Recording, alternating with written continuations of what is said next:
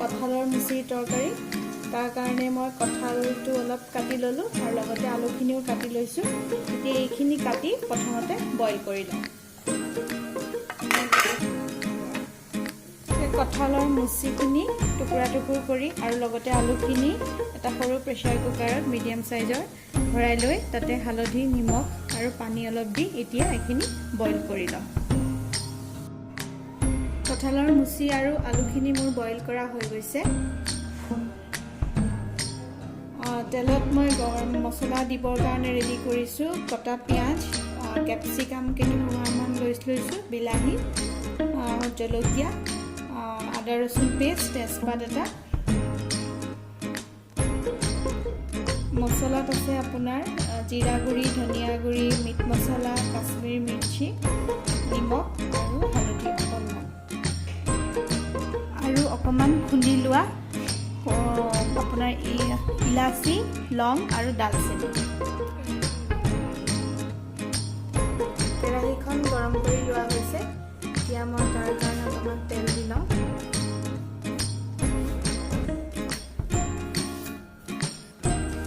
গৰম তেলত অকণমান চেনি মই দি লৈছোঁ কালাৰটোৰ কাৰণে।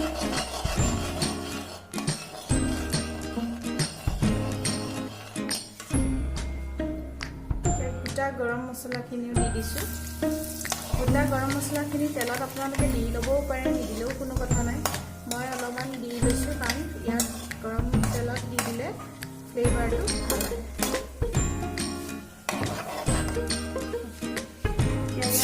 কটা পিঁয়াজ,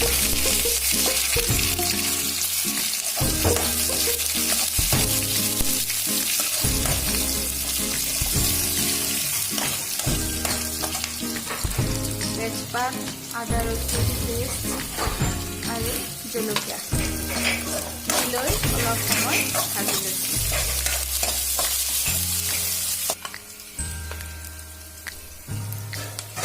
অলপমান ভাজি হওঁতে কাটি থোৱা বিলাহীখিনি আৰু লগতে কেপচিকামখিনি দি দিছোঁ।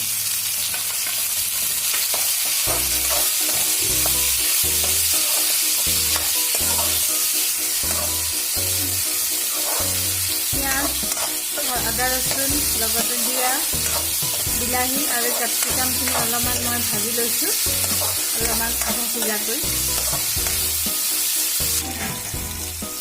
এতিয়া কাশ্মীৰী মিৰ্চি, অকণমান মিট মছলা, জিৰা গুড়ি আৰু ধনিয়া গুড়িখিনি মই দি লৈছোঁ।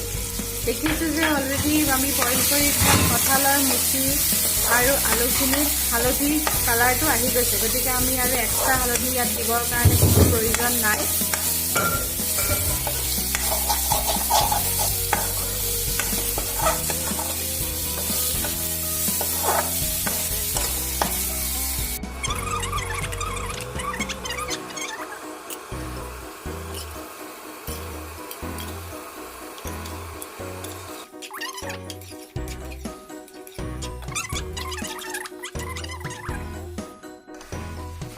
এইখিনি অলপ সময় ভাজি হোৱাৰ পিছত মই কুকাৰত থকা পানীখিনি দি দিলোঁ।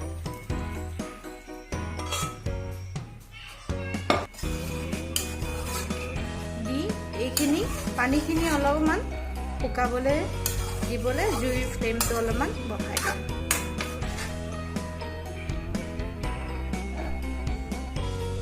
পানীটো শুকাই যোৱাত অলপমান পিঁয়াজ কৰি পেলাই দিলোঁ। ইয়াত আমাৰ কঁঠালৰ মুচি তৰকাৰী আজি